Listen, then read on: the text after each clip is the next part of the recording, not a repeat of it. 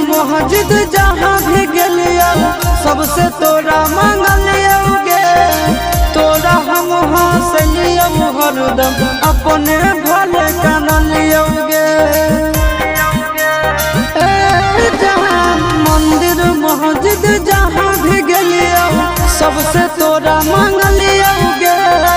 तोरा हम हंसलियो हरदम अपने भले कानलियोगे।